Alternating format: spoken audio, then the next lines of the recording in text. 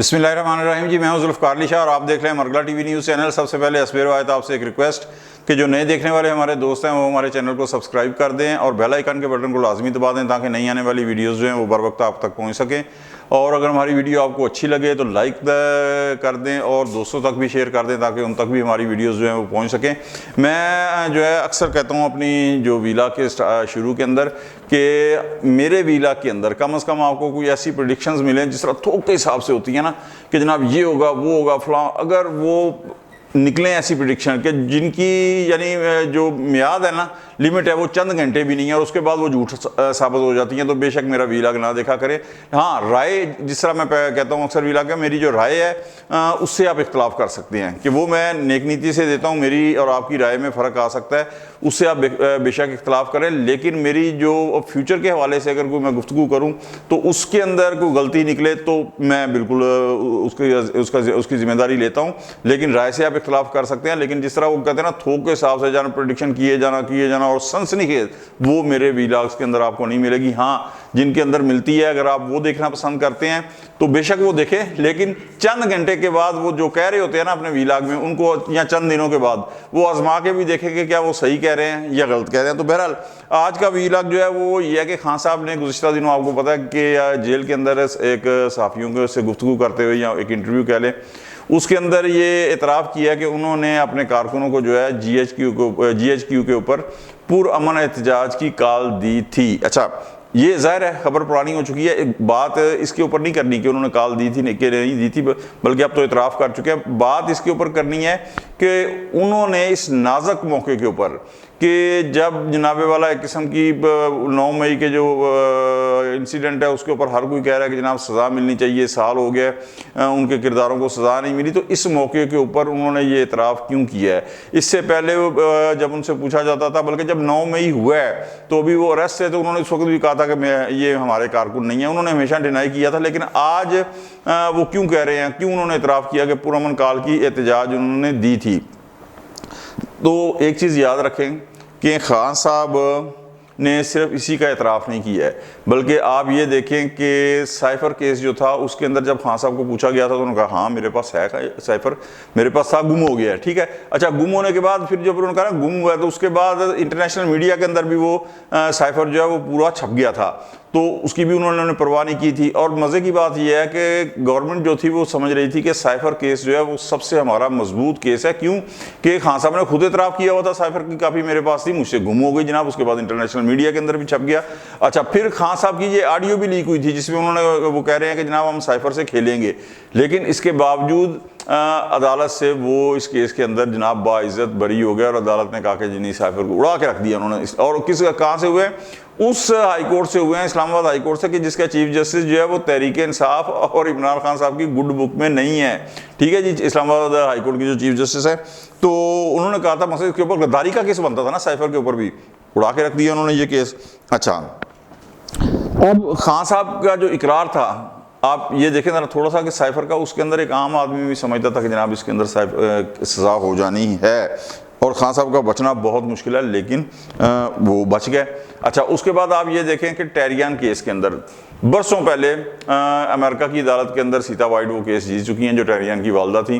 ज़रा उनकी डेथ हो चुकी है। अच्छा, लेकिन इसके बावजूद खान साहब पाकिस्तान की सियासत में आए, मियाँ वाली से एक सीट जीती 2002 के अंदर, उसके बाद एक सीट से वो मनसब वज़ारत उज़्मा तक पहुँचे, जो ज़ाहिर है बहुत बड़ा मनसब है, लोग इसका सारी ज़िंदगी ख्वाब देखते रहते हैं। लेकिन इस दौरान कहीं उन्होंने ये तकल्लुफ़ नहीं किया या ज़रूरत महसूस नहीं की कि टेहरियान को वो किसी अनजान आदमी के पास या किसी अनदेखी जगह के ऊपर जहां आम लोगों की रसाई ना हो, जहां मीडिया की रसाई ना हो, जहां लोगों को पता ना हो, तो वहां रखें ताकि जो किस्सा है वो टेहरियान का वो छुपा रहे। नहीं, उन्होंने बिल्कुल अपने दोनों बेटों के साथ रखा हुआ है, जमैमा खां के साथ हैं, इसकी भी उन्होंने जो है ना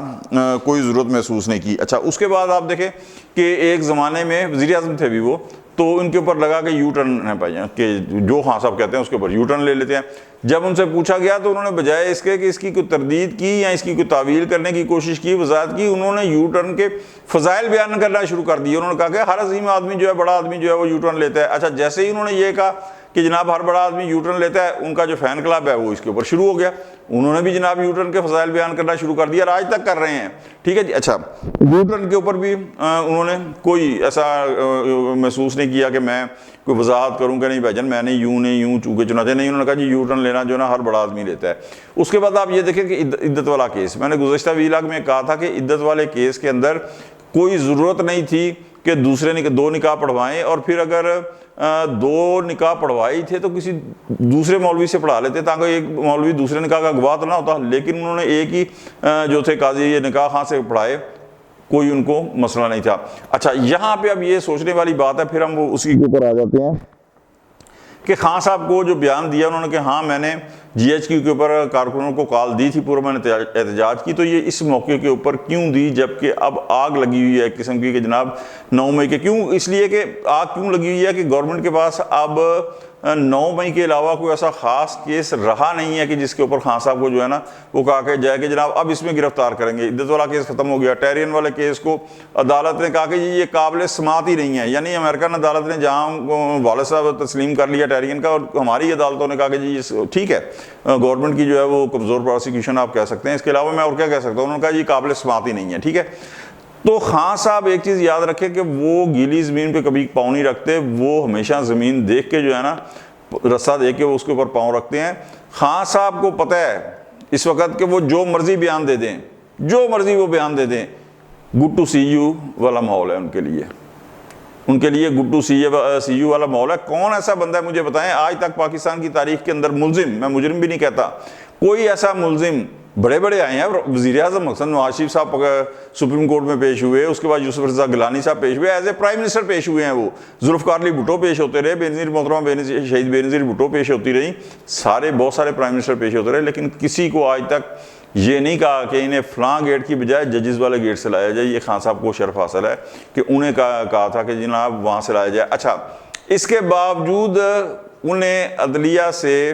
तहफ़्ज़ात हैं, यानी इतना कुछ होने के बावजूद उन्हें अदलिया से तहफ़्ज़ात हैं, तो उन्होंने ये बयान जनाब बिला वजह नहीं दिया कि एहतजाज की कॉल मैंने कारकुनों को कहा है। वो क्या कह रहे हैं थोड़ा सा समझिएगा, वो कह रहे हैं कि जो कुछ कर सकते हो मेरा कर लो, हाँ दिया था मैंने बयान,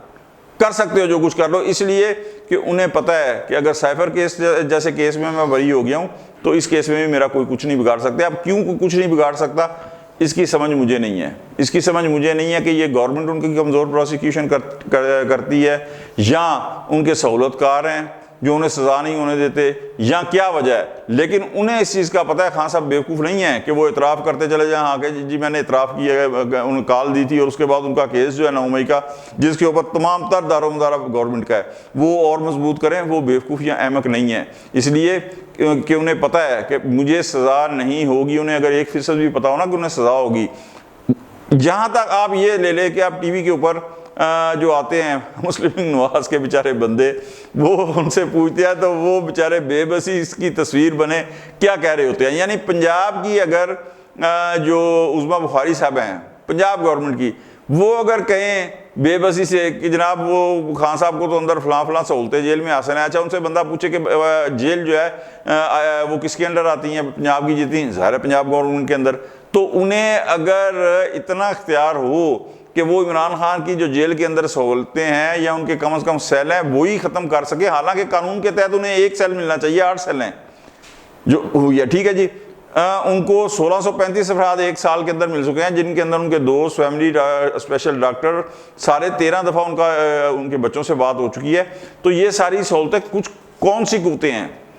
सी कुत्ते हैं जो ये सारी सहूलतें उनको जेल के अंदर पहुंचा रही हैं, और सिटिंग गवर्नमेंट जो है वो भी उन्हें ख़त्म नहीं कर पा रही। तो कुछ कुत्ते तो हैं ना, जो उज़मा बुखारी साहबा भी बेबसी की तस्वीर बन के, और उनके जितने मशीर वज़ीर हैं तक वफाक के अंदर भी हैं, वो भी बेबसी से कहते हैं हाँ जी हैं VVIP सहूलतें ले रहे हैं। अच्छा भाई VVIP सहूलतें लेते हैं आप ख़त्म कर लो, लेकिन नहीं क्यों ख़त्म कर पा रहा, इसका मतलब ये हुआ कि खान साहब के पीछे कोई है, तो मकसद उनके सर के ऊपर तो कोई शफकत दस्ते शफकत किसी ना किसी का तो है ना कि ये सारी सहूलतें मिल रही हैं। हालांकि एक कमरा मिले ना, एक कमरा काफ़ी है, उसके अंदर आप दे दें सहूलतें जो उन्हें देना चाहते हैं, AC लगा दें, एयर कूलर लगा दें जो, लेकिन ये 8 सेल मिले हुए हैं जनाब, जॉगिंग के लिए सेल, और फिर खाना बाहर से आ रहा है वगैरह वगैरह वगैरह।